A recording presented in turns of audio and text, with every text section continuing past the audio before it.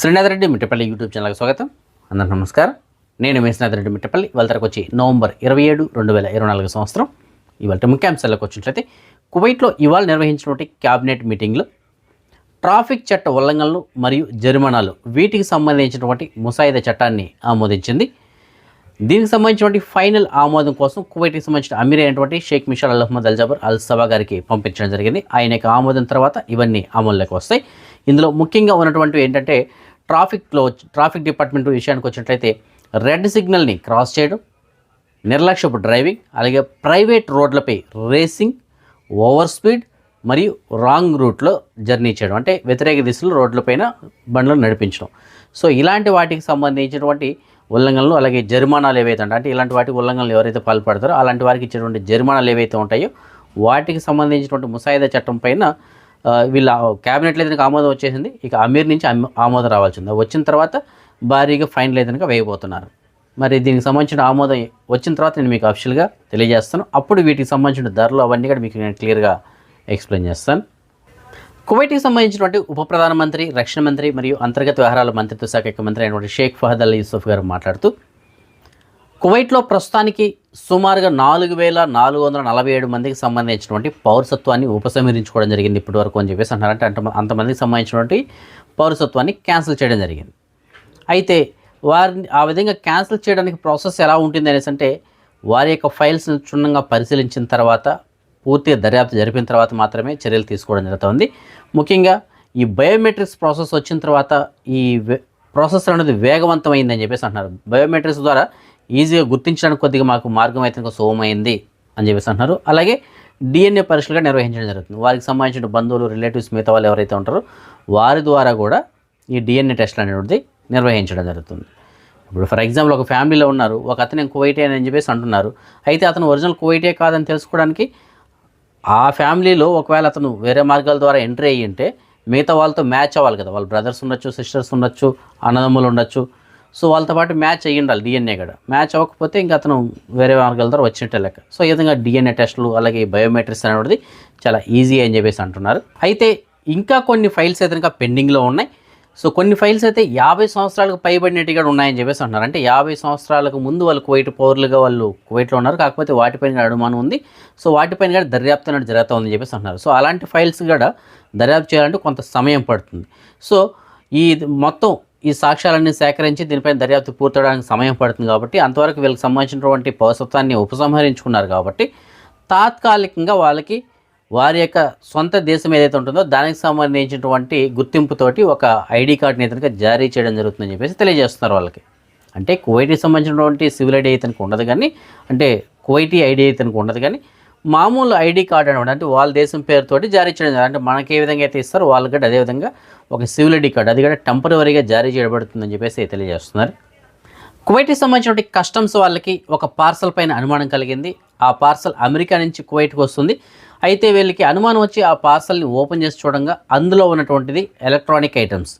అయితే అవి only electronic items ఏమంటే కాదు, వాటిని మొత్తం ఓపెన్ చేసి చూస్తే లోపల సుమారుగా 1.1 కేజీ బరువులైనటువంటి కొకైన్ ఉంది. సో మార్కెట్లో దాని యొక్క ధర మీకు తెలుసు చాలా భారీగా ఉంటుంది. సో అంతటి వాల్యూ కలిగినటువంటి దాన్ని చాలా సింపుల్గా ఎలక్ట్రానిక్ ఐటమ్స్ లోపల పెట్టి చూడడానికి బయట నుంచి మనం అదొక ఎలక్ట్రానిక్ వస్తువు అని చెప్పేసి అనుకుంటాం, కానీ లోపల ప్యాకెట్స్ పెట్టి మళ్ళీ యాజ్ ఇట్ ఈజ్గా దాన్ని మళ్ళీ సీల్ చేయడం జరిగింది. స్కూల్లో అవి బిగించేస్తారు. సో ఆ విధంగా తీసుకొస్తున్నారు. అయితే కస్టమ్స్ వాళ్ళు మాత్రం దాన్ని గుర్తించి ప్రస్తుతానికి స్వాధీనించేస్తున్నారు. అలాగే దీనికి గల కారకులు ఎవరైతే ఉంటారో వారిపైన చట్టపరమైన చర్యలు తీసుకుంటామని చెప్పేసి తెలియజేస్తున్నారు. సైబర్ నేరగాళ్ళు ఈ మధ్య కాలంలో వివిధ రకాల మార్గాల ద్వారా మనల్ని మోసం చేసి మన దగ్గర ఉన్నటువంటి డేటాని సేకరించడం, లేదంటే మన దగ్గర ఉన్న డబ్బుల్ని దొంగలించడం ఇలాంటివి అయితే చేస్తున్నారు. అయితే కువైట్ గవర్నమెంట్ మరోసారి హెచ్చరిస్తుంది, వీళ్ళు కొత్త మార్గాలు అయితే ఎన్నుకుంటున్నారు. అందులో మనకి తెలియకుండా మన పేరుపైన బ్యాంక్ అకౌంట్స్ ఓపెన్ చేసి మోసాలు అనేవి చేస్తున్నారు. కాబట్టి జాగ్రత్తగా ఉండండి అని చెప్పేసి అంటున్నారు. దానికి సంబంధించిన ప్రాసెస్ ఏ విధంగా స్టార్ట్ అవుతుందంటే ఫస్ట్ మనకి కొన్ని లింకులు పంపించడం జరుగుతుంది. అది ఒక ఫ్రెండ్ రూపంలో ఏదైనా వాట్సాప్లో పంపించుండొచ్చు, లేదంటే సోషల్ మీడియాలో అంటే ఫేస్బుక్లో కానీ, ట్విట్టర్లో కానీ, ఇన్స్టాగ్రామ్లో కానీ ఎక్కడైనా సరే వీళ్ళు కొన్ని లింకులు అనేవి పెట్టింటారు. మనం తెలియక ఆ లింకులు కనుక క్లిక్ చేసినట్లయితే, లేదు వాట్సాప్లోనే మనకి ఏదైనా ఒక ఆఫర్ ఏదో ఒకటి చెప్పి మెసేజ్ పంపించుంటారు. జస్ట్ మనం దాన్ని క్లిక్ చేయగానే ఆ లింక్ ఆటోమేటిక్గా మన ఫోన్ని వాళ్ళు హ్యాక్ చేయడానికి కుదురుతుందన్నమాట. సో ఆ లింక్ ద్వారా మనకు సంబంధించినటువంటి పర్సనల్ డేటాని వాళ్ళు సేకరించడం జరుగుతుంది. సేకరించిన తర్వాత వాళ్ళు ఏం చేస్తారంటే మన పేరుతోటి వాళ్ళు బ్యాంక్ అకౌంట్ అనేది ఓపెన్ చేయడం జరుగుతుంది. ఓపెన్ చేసిన తర్వాత దానికి ఇచ్చినటువంటి ఫోన్ నెంబర్లు అవన్నీ కూడా మార్చేసి వాళ్ళకి సంబంధించిన నెంబర్లు పెట్టుకోవడం జరుగుతుంది. సో మొదటిగా మన నెంబర్ ఉంటుంది, ఎందుకంటే వాట్సాప్ని వాళ్ళు హ్యాక్ చేస్తారు. సో దాని ద్వారా ఏమవుతుందంటే వచ్చేటువంటి మెసేజ్లన్నీ వాళ్ళకి ఫార్వర్డ్ అవుతాయి. దాని తర్వాత ఈ నెంబర్స్ని తీసేసి వేరే నెంబర్స్ని వాళ్ళు పెట్టడం జరుగుతుంది. వేరే నెంబర్ పెట్టి ఆ నెంబర్కి మెసేజ్లు వచ్చేలాగా చూస్తారు. సో దాని ద్వారా ఏమవుతుందంటే మన అకౌంట్లో ఏదైనా సరే మనం ట్రాన్సాక్షన్ చేస్తే ఆ ట్రాన్సాక్షన్స్ అన్ని మెసేజ్లు వాళ్ళకి వెళ్తాయి. అలాగే మనం ఏదైనా డిపాజిట్ చేయాలంటే కావాలంటే వాళ్ళు ట్రాన్స్ఫర్ చేసుకోవచ్చు వేరే దానికి. సో ఆ విధంగా వాళ్ళు దాన్ని చేసుకోవడం జరుగుతుంది. అలాగే ముఖ్యంగా ఏంటంటే అక్రమ కార్యకలాపాలకి బాధితుల యొక్క డేటాను ఉపయోగించడం జరుగుతుంది. అంటే ఈ డేటా ఏదైతే ఉంటుందో, ఈ డాక్యుమెంట్స్ ఏవైతే ఉంటాయో వాటిని వివిధ మార్గాల ద్వారా అంటే వివిధ వాటికి వాడడం జరుగుతుంది. అంటే ఇలాంటి దొంగ ఫేక్ అకౌంట్లు అనేటువంటిది క్రియేట్ చేయడానికి కానీ ఇంకా వేరే వాటికైనా సరే యూజ్ చేయడానికి కానీ ఉపయోగపడుతుంది వాళ్ళకి. సో ఆ విధంగా రకరకాలుగా వాటిని ఏదైనా యూజ్ చేయడం, ఏదైనా లోన్స్ తీసుకోవచ్చు, ఇంకా చాలా వాటికి అయితే అది యూజ్ చేయడం జరుగుతుంది. అలాగే కొంతమంది ఏం చేస్తారంటే బయట దేశాల నుంచి డబ్బుని ఎక్కువగా ఆ అకౌంట్లో డిపాజిట్ చేయించుకోవడం, అంటే ఈ తీవ్రవాద సంస్థలు ఉంటాయి కదా, అలాంటి వాటికి సంబంధించిన అమౌంట్ని వాటిలో డిపాజిట్ చేయించుకోవడం, లేదంటే దీని ద్వారా వాళ్ళకి ట్రాన్స్ఫర్ చేయడం, ఇలాంటివి చేస్తుంటారు. ఆ ట్రాన్సాక్షన్స్ పూర్తి అయిన తర్వాత దీనికి సంబంధించిన అకౌంట్ని వాళ్ళు ఇంక వదిలేస్తారు. ఎందుకంటే వాళ్ళ పేరు పైన లేదు, ఎవరి పేరు పైన ఉంది, ఫోన్ నెంబర్లు వేరేటి పెట్టింటారు. సో వాళ్ళ పని అవ్వగానే మళ్ళీ ఫోన్ నెంబర్లు చేంజ్ చేసేస్తారు. సో ఇలాంటివి అయితే జరుగుతుంటాయి. కాబట్టి పొరపాటును కూడా మీకు సంబంధించినటువంటి పర్సనల్ డేటాని ఎవరికి కానీ షేర్ చేయకండి. అలాగే ఎవరైనా మీకు లింకులు పెట్టి ఈ లింక్ క్లిక్ చేస్తే మీకు మంచి ఆఫర్ ఉంటుంది, అది ఉంటుంది, ఏదైనా చెప్పినా సరే లింకులు మాత్రం క్లిక్ చేయకండి. సో ఎందుకంటే లింకుల ద్వారా కూడా మనల్ని మోసం చేయడానికి అవకాశాలు ఉంటాయి. కాబట్టి ఎట్టి పరిస్థితుల్లోనూ మీకు సంబంధించినటువంటి పర్సనల్ డేటా ఇతరులకు షేర్ కాకుండా మాత్రమే చూసుకోండి. అలాగే ఫోన్ కాల్స్ మీకు అందరికీ గతంలో చాలాసార్లు చాలామంది దీన్ని ఫేస్ చేసి ఉంటారు. వీడియో కాల్స్ చేసి ఆఖరికి మామూలు కాల్స్ వదిలేండి, వీడియో కాల్స్ కూడా చేసి నేను పోలీసు లేదంటే ఇంకోటి చెప్పి నేను గవర్నమెంట్ అధికారిని చెప్పి డీటెయిల్స్ అడుగుతుంటారు. అలాంటి వాళ్ళకి కూడా డీటెయిల్స్ ఏదైనా అందచేయకండి. పోలీస్ డ్రెస్లో ఉన్నా కూడా అందచేయకండి.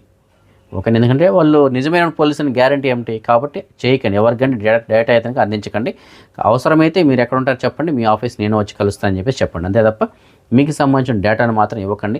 చూడండి, ఈ విధంగా మనకు తెలియకుండా మన పేరు పైన ఒక బ్యాంక్ అకౌంట్ ఓపెన్ చేసి దాన్ని మిస్యూజ్ చేస్తున్నారు.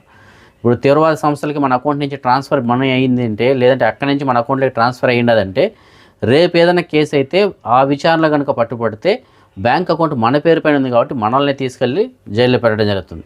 సో అది నాకు తెలియదండి, నేను ఓపెన్ చేయలేదని కూడా ఒప్పుకోరు. సో అలాంటివి జరుగుతుంది. కాబట్టి కొద్దిగా జాగ్రత్తగా ఉండండి ఇలాంటి విషయాలు. కువైట్లో ఇవాల్టి వాతావరణం మ్యాక్సిమం మేఘావృతమైనది. అయితే ఇవాళ మధ్యాహ్నం 2-3 గంటల ప్రాంతంలో కువైట్లోని పలు ప్రాంతాల్లో వడగండ్లతో కూడినటువంటి తేలికపాటి వర్షం పడింది. అయితే ఇవాళ రాత్రి నుంచి మాత్రం ఉష్ణోగ్రతలు గణనీయంగా తగ్గిపోనున్నాయి. పగటి వేళల్లో మ్యాక్సిమం అంటే మనకి ఒక 19 నుంచి 21 డిగ్రీల వరకు మాత్రమే నమోదు కానుంది.